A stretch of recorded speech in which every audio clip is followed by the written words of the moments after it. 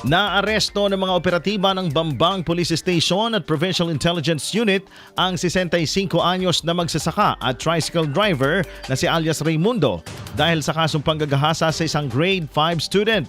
Nasa kote ang suspect sa barangay Buwag noong gabi ng Setyembre 8 matapos ang halos isang taong pagtatago.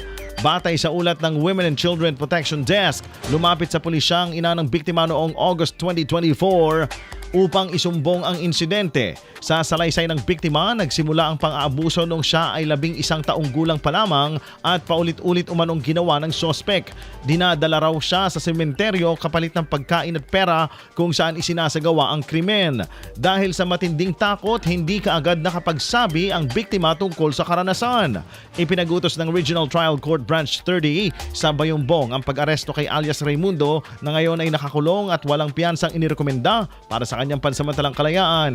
Ayon kay Police Brigadier General Roy B. Parena, Regional Director ng Pro2, ang naturang pag-aresto ay bahagi ng pinaigting na kampanya ng pulisya laban sa karahasan sa kababaihan at kabataan at patunay na seryosong tinutugunan ng kapulisan ang ganitong uri ng krimen. IFM News.